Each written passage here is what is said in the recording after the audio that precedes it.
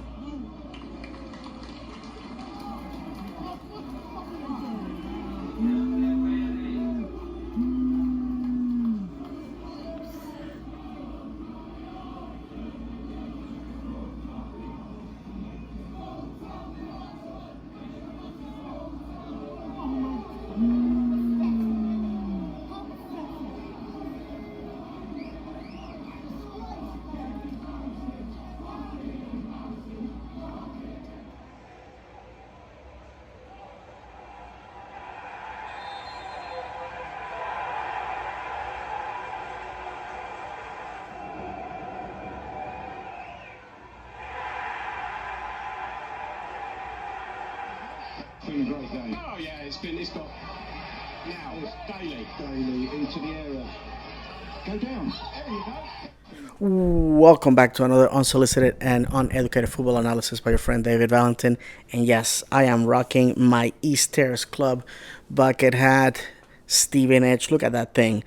I'm telling you, you walk into any stadium in the world wearing something like this, my goodness, you are a complete savage. I'm telling you right now. And excuse me if I take some orange juice, the state of Florida's state drink. My friends, I come to you not to talk about something that happened on the pitch, well, sort of, but something that insulted my senses. I've been a follower, a fan, a supporter, if you will, of the game of football, soccer, as is known here in the United States, for 27 years. And I have seen bad refereeing.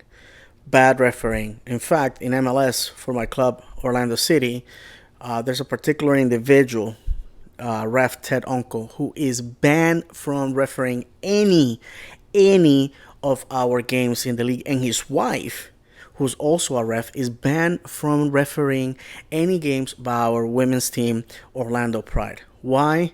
Because there comes a time when referees tend to make decisions that questionably you have to say, was that done on purpose?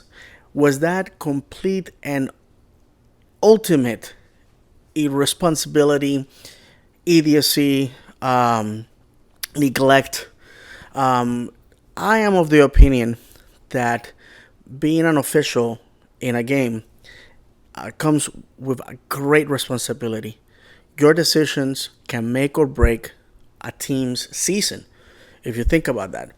And you have to be fair. You have to be neutral. You have to be unseen. You have to be balanced and fair.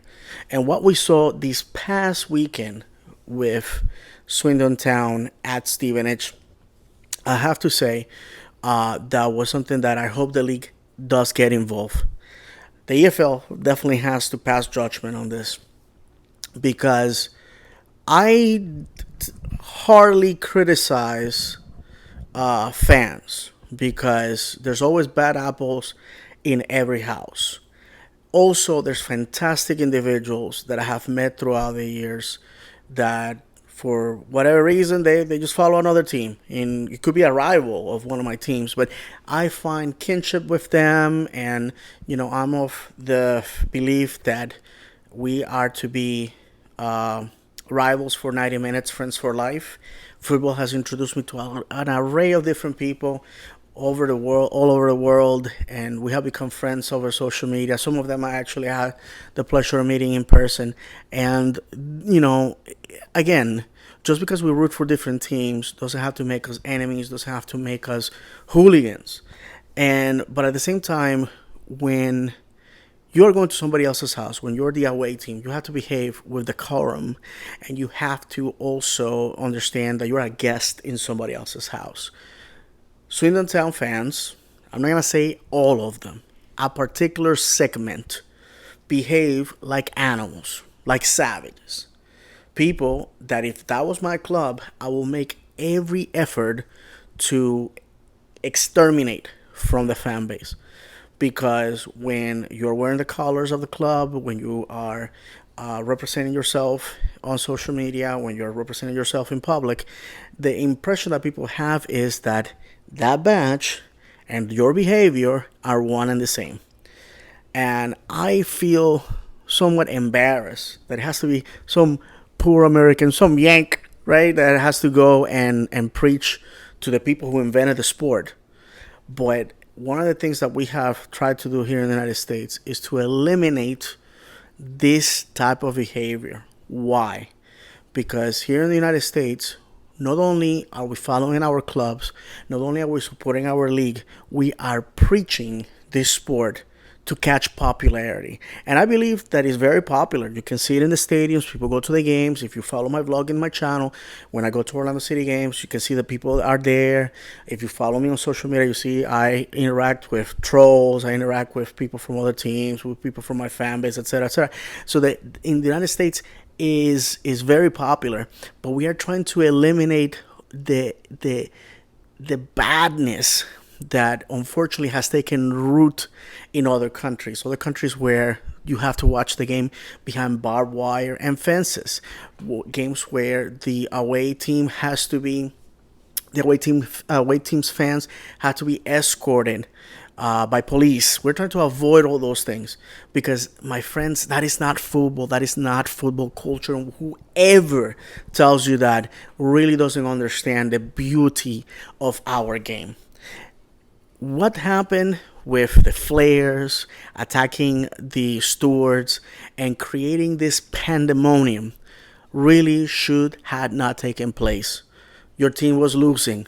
You know what? How many times, if you're a Stevenage fan, if you're a fan of football, how many times we have seen that goal come in seconds before the game is over and we lose, or we lose 2 points, or we are out of playoffs, or we are not making promotion, or we are in the relegation zone, or we're out of the cup. How many times it happens?